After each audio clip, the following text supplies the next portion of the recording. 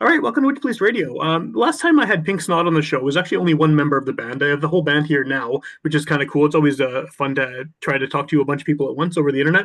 And last time, we did an episode about this band was actually spring 2022. It seems like it happened much more recently than that, but that was a while back when we did that episode. So obviously a lot has happened. I mean, I know we're going to get into it. There's a new record. There's all kinds of exciting things on the horizon. But I think the best way to start this off is if the four of you want to introduce yourselves, maybe your name, what instrument you play in the band, so listeners can put a name to the voice.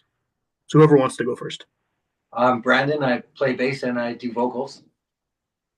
Katie, I write the songs, sing, and play rhythm guitar. I'm Ryan. I play guitar, no vocals. G, and I'm the drummer. Cool. And yeah, like last time, Katie, you were the only one on the show, and I mean, we definitely talked about what you were up to at the time, and I think at the time you were putting out a whole bunch of demos. It seemed like it was just like constantly, recordings showing up on the Bandcamp and everything, and but now you have a new record, and I think that's maybe a good place to start. Is what can you tell me the basic details about this album that people are hopefully going to hear very soon? So this album is entitled Dead Messenger. It's a kind of a loose concept album that basically follows a protagonist that passes away kind of in early adulthood and travels back in time to visit the younger version of themselves and kind of warn them about things that are going to happen in life and what to look out for and whatnot. So yeah, this album has been in the works for a long time. A lot of bumps and stuff, but we finally have a release date for it. And it's going to be coming out February 22nd. We're going to have physical copies on CD, and we should have a vinyl release date following that. Right on. But yeah, we'll be releasing it locally on that day mentioned, February 22nd, at the show we're playing with Comeback Kid, Cancer Bats, Orthodox, and Meantime at Burton Cummings Theater, and that's February 22nd. Yeah, that's a huge show. You seem to actually show up on a lot of bills with a lot of these out of town bands that I don't know how you're ending up on all these shows, but I mean you've had a few in the past too, and then coming up as well. That Comeback Kid show is massive. That's gonna be sold out probably, if it isn't already. Yeah, it's absolutely like such an honor to be asked to play that show. Like I mean, we all had tickets for it before we knew we were playing it. Yeah. Either way, we were going. Yeah, for sure. Well, this is better. This is a better option, right? Yeah, absolutely. Dream come true. Yeah, for sure. So with the just to go back onto the kind of concept of the record, I mean that almost seems a little, not in a bad way, but high concept for a punk album, right? I mean, I think a lot of people listening to punk rock want to have this kind of short, fast, hard, 2-minute songs, and they don't necessarily connect to each other. I mean, the concept album like this is almost more something you'd expect from like a prog band or something. And I realize, obviously, that's not what you guys do, but being a punk band, do you feel like, and especially in this era, the way people consume music, do you feel like people are going to sort of grasp the concept of it, or are they just going to sort of listen to it and dig it for what it is, outside of sort of the songs being tied together? Well, I think that there's a lot of relatability to it because like a lot of the songs follow different scenarios that I've actually I have encountered in my own life. Okay. So I'm kind of ghostwriting for this fictional character in a lot of it. But yeah, I think there's a lot of relatability, in it. Yeah, like lots of it is kind of unfortunately stuff that occurs to many people. So yeah. Okay, so they can relate to it not in a good way. But yeah, no, I know what you mean. It's not a sunshine and rainbows kind of an album. So yeah, sure. Well, that's the next one. That's the next one, right. So I guess for the question for the rest of you then is, I mean, like, how do you contribute to something like that, knowing that the songs are connected and there's a storyline and things like that, when you guys are putting the songs together, especially from adding other instruments sort of to the original song. what is that like for you? Is it a different way of approaching music, knowing that this is sort of part of a whole rather than sort of individual song? Uh, I don't know. I guess creatively I had some input, I guess, but mine was more just like musical arrangements and stuff. Okay. So just play this part here instead of here, or one bit longer or something. But yeah, I don't know. I just I always try to play my best, I guess. Yeah, most of the song structures are already there, Right. by Katie, so we're just picking up what she's laying down, and for the most part, it's all there. We just throw our own little bits to it, and otherwise, it's ready to roll. So Cool. And this is I'm sure I asked this to you last time, Katie, but I'm gonna ask everyone else too. It's a question everyone hates answering. Is how do you define the kind of music you play? I mean, I've been referring to you as a punk band, but punk is such a huge umbrella term, and there's so many different sort of subgenres and ways of describing it. And I think that you would probably fit into a bunch of different categories. But what do the four of you sort of think about how you define the sound of Pink Snot? Start with Chris, maybe. Yeah. well, Katie's already labeled us no core, Okay. which implies that we have no labels. We have no. It's heavy punk music as a basis, but we play whatever we like, whatever sounds good, whatever feels good. So there's not really a particular label to it. I think it's more open. Okay. Yeah. To the rest of you, I think I would like the label punk too, just because it's somewhat broad and there's a lot of different styles in the mix. I think yeah, like any musical genre, like there's all these kind of like tiny little subgenres within, right? So but yeah, I mean the base is definitely punk is the foundation, and after that it's like yeah, it's pretty out there. It's not we don't fit into kind of just like one little kind of corner. So. well, I guess that's the good thing about having a genre that does have all those multifaceted sort of sounds, right? I mean, you can be a punk band and you can do this, and this, and still be within sort of that punk umbrella. I don't think there's any attempt to follow like a strict code to any type of genre. Yeah. Sure, yeah, that's a good way to be. With this record, I mean, people who have heard your previous stuff, have heard the demos, have maybe seen you live. What should they expect from this album? I mean, like, how has the band changed, band sound changed, if at all, sort of over the years between when you started putting music out and now when you have this full length on the way? Well, there's a huge shift in the style of music from the early stuff to this, and then that being said, like our second album is written already. Oh, wow. And demoed and like over demoed. Like we have many songs. We had, I think it was about, what was it, Brendan, like 8 or 9 B-sides to even the album Dead Messenger that we didn't put on it. Some of them were pretty good songs. But yeah, Dead Messenger is definitely, I would say, if you were gonna categorize it, it's like a hardcore punk album, right? It's very heavy. And then yeah, before that was more like speed punk and a little bit of a couple of even ska punk songs. And yeah, it was all over the place, like power pop punk, and yeah, like the newer stuff now.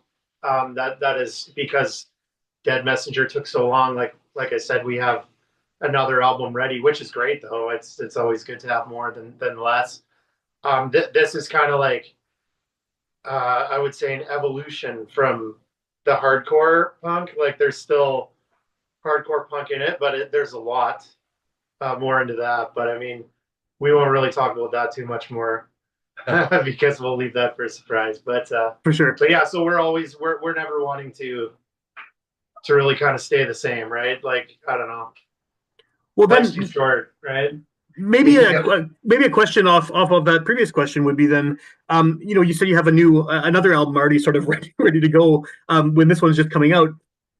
How much has it changed from those two albums? Like, is there a significant shift sort of in the stuff that you're releasing now and then what you're working on sort of currently as well, or is it in the same kind of mode? I would say I would say the shift we made before was like a 75% shift, or maybe like it was a big shift. And then from this to the newest stuff is like more maybe 30%, 25, 30. 25, 30. Yeah, yeah, hard to say. I don't know. Okay, but smaller. It depends on who's listening to it, right? So for sure. Less breakdowns. Okay. Yeah.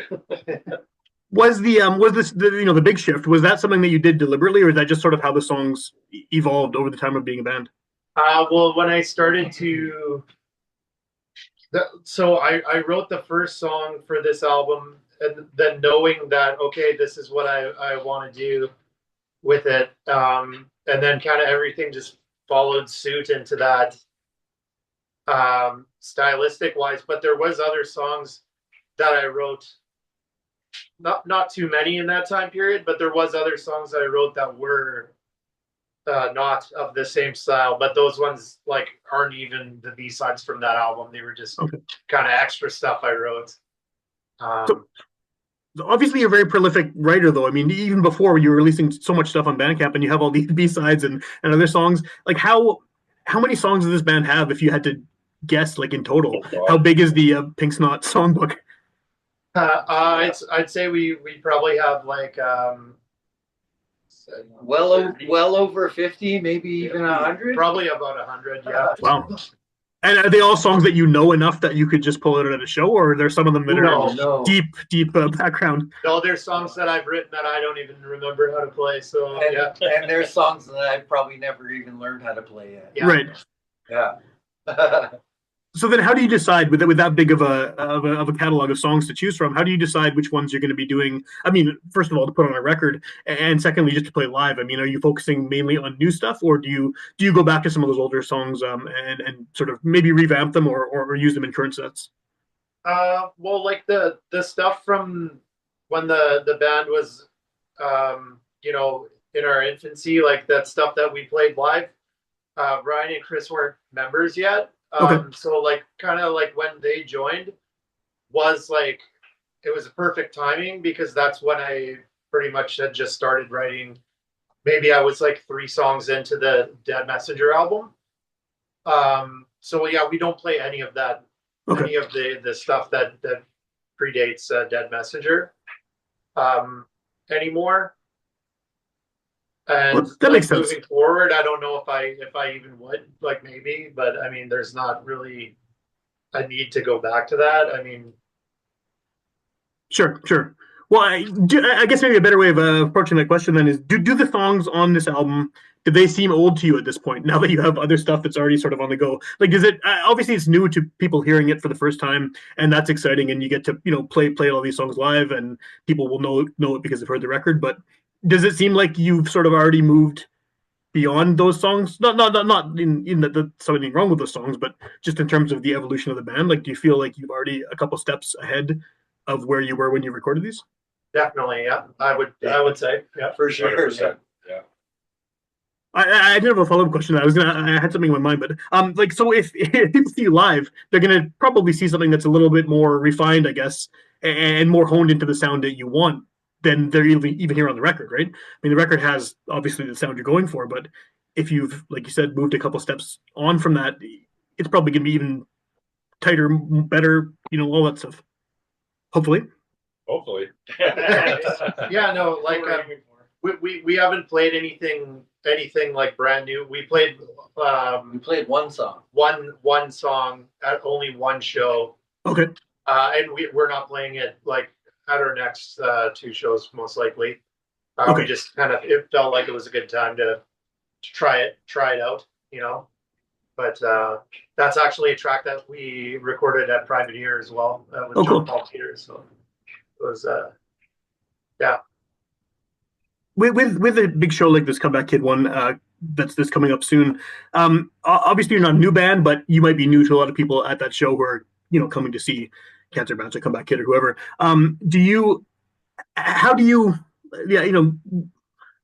sort of win over new people? Like, what do you hope to present to a potentially big audience of people who haven't heard you before that will best case scenario will get them to buy your album, go to more shows, get interested in what you're doing in the future. Just be as real as we can be, just be in the moment and give it 100%, right? And hopefully you get a couple people that grasp onto it and like it, or yeah, I mean, it seems to happen at every show where someone who you never would have expected would come up to you after the show and say, "Holy shit, you guys sounded awesome," and it feels great. And then they go and they buy a shirt or whatever, and hopefully with this being on a bigger stage, we get 10, 20, 50 people doing that instead of just 5 or whatever. So that's the goal. So do you have a grasp then on sort of who your typical fan is, or is it pretty wide open? I didn't quite hear you. He asked if we had a grasp of our typical fan, or is it pretty wide open? Oh, I'd say all of it. Yeah, it's pretty wide open. It's all over the place. I mean, like, all of us have a pretty eclectic taste in music. Like, Chris, what would be your hidden your hidden pleasure, whatever you call it, in music? Well, I'm a huge Comeback Kid fan from day one, so getting invited to play this show is like a dream come true for me. No, but I mean, do you like Backstreet Boys or something? Oh yeah. Was there a guilty pleasure? A guilty pleasure, yeah. No, I'm a hardcore kid. I listen to Hollow Ground, Figure 4, Comeback Kid, and then anything under that umbrella. And then I also listen to some weird shit like REM and 311. So I don't really have a dead set genre, but sure, kind of all over the place. Well, what about the rest of you? I mean, is there anything weird in sort of your respective record collections that would shock people or surprise people based on how the band sounds? What about you, Ryan? I really like disco music. Okay. I like Schick. Yeah, Schick is pretty good. Schick is great. I got some Schick 8 tracks there. Yeah. That's awesome. Boney M, maybe? Yeah, No, definitely Boney M. Not maybe Rasputin, but I don't know. For me, like, I go from Beach Boys, Pet Sounds, and I guess I don't know, the Zombies, and like weird psychedelic 60s stuff. Yeah.